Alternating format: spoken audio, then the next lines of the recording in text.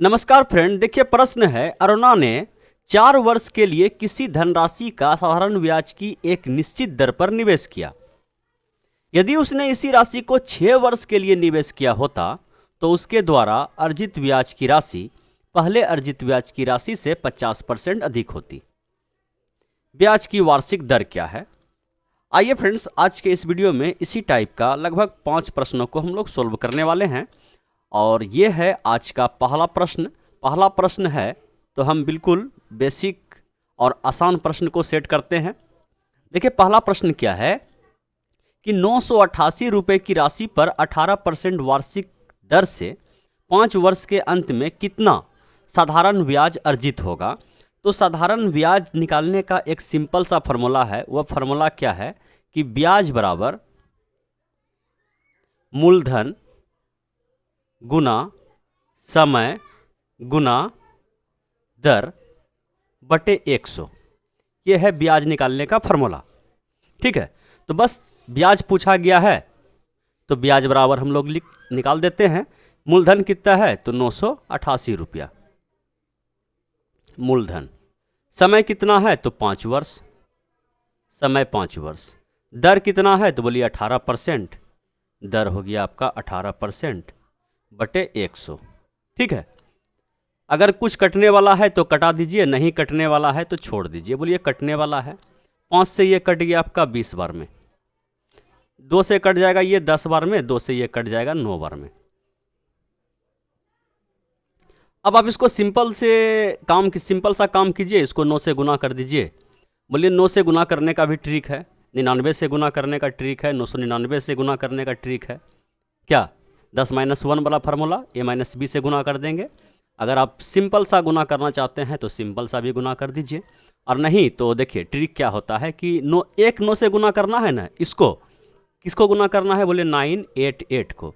कितना 9 है, 9 से गुना करना है तो इस पर 1 0 दीजिए, और यही संख्या जिससे गुना कर रहे हैं 9 को उसी को घटा दीजिए। कहने का मतलब 988 को हम क्या करेंगे, घटा देंगे, तो ये ऑटोमेटिक 9 से गुना हो जाएगा। बोलिए घट गया, कितना हो गया 2, ये हो गया 9, यहाँ कितना हो गया बोलिए 7, तो 8 दूना 16, 1 17, और ये हो गया आपका 5 लिया है ना, बोलिए हाँ ये हो गया आपका 8, और नीचे 10 भी है तो 1 अंक के बाद 10 मतलब लग जाएगा 899.2।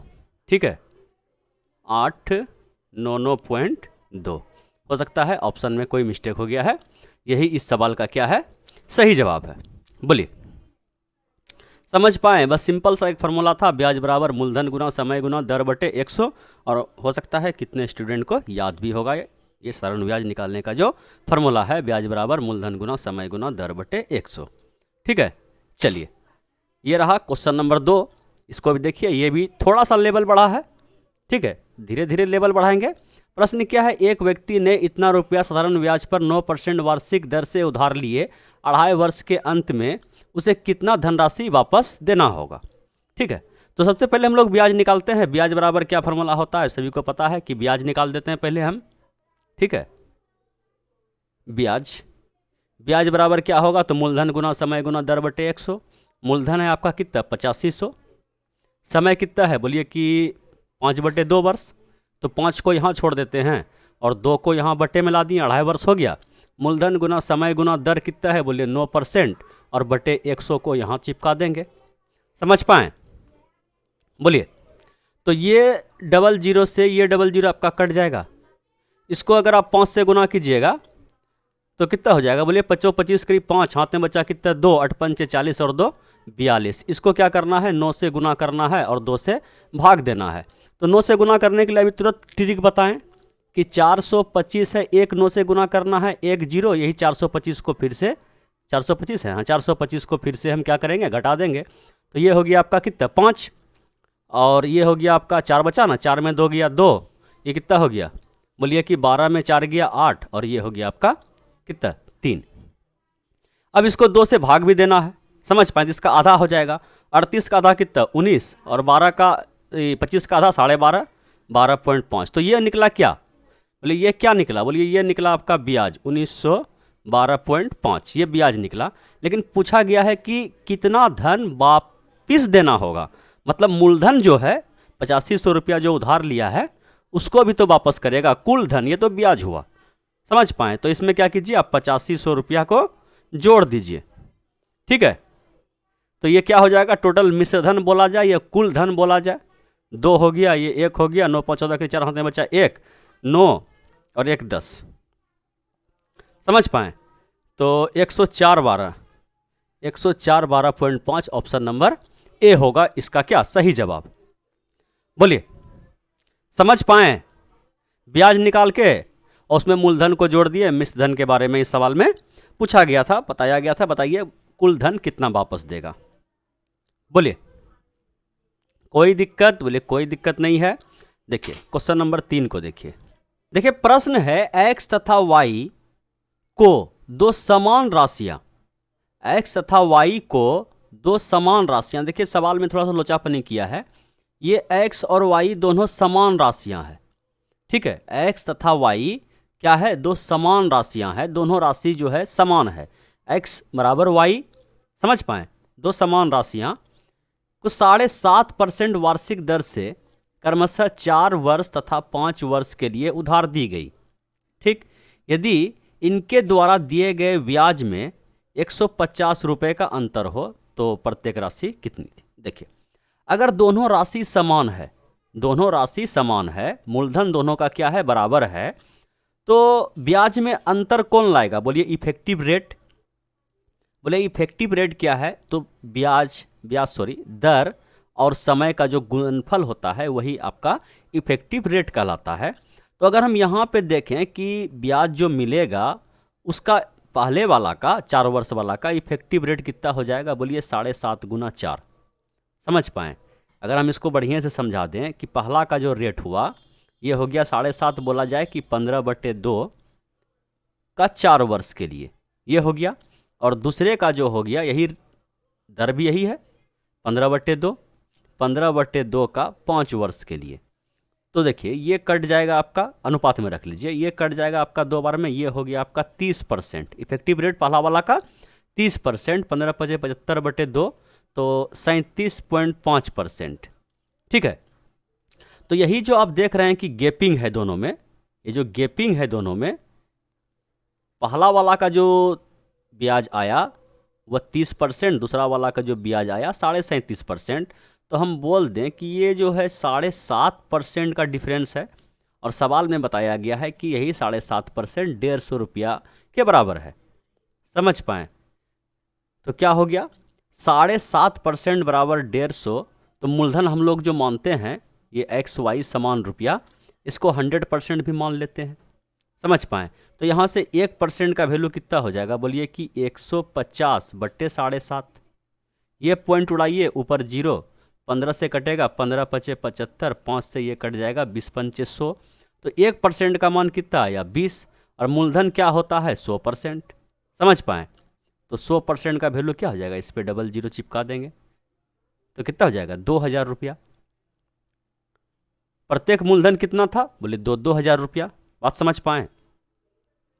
अगर ये प्रश्न समझ में नहीं आया तो इससे जो अगला प्रश्न आने वाला है वह भी आपको समझ में नहीं आएगा। इसलिए बढ़िया से समझ जाइए कि इफेक्टिव रेट से हम लोग कैसे खेलते हैं, ठीक है। हम ऐसा उम्मीद करते हैं कि आपको समझ में आ गया होगा। चलिए अब बढ़ते हैं क्वेश्चन नंबर कितना है 4, क्वेश्चन नंबर 4 की ओर। देखिए प्रश्न है 3600 रुपये की राशि को 2 भागों में इस प्रकार विभक्त करें कि पहले भाग पर 5% वार्षिक दर से 3 वर्ष का साधारण ब्याज और दूसरे भाग पर 6.25% वार्षिक दर से 6 वर्ष के साधारण ब्याज के बराबर हो। ये राशियां हैं क्रमशः। देखिए हम अगर यहाँ पे देख लें कि ये 3600 रुपया को हम अगर 2 भागों में XY में विभक्त कर दें तो पहला का जो इफेक्टिव रेट हो जाएगा, बोलिए कि ब्याज कितना हो जाएगा। बोलिए कि मूलधन गुना समय गुना दर, मूलधन गुना समय गुना दर, ठीक है।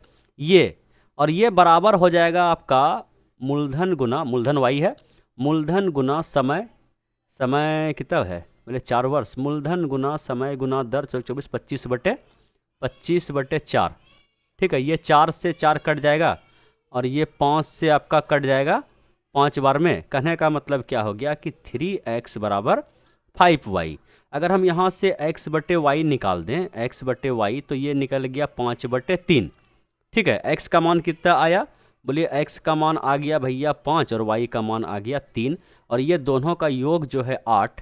यही तो x y का योग को दिखा रहा है। x प्लस वाई बराबर कितना 8, 8 बराबर कितना 3600। तो एक बराबर कितना हो जाएगा, बोलिए 8 चौके 32, 8 पंचे 40, एक बराबर 450।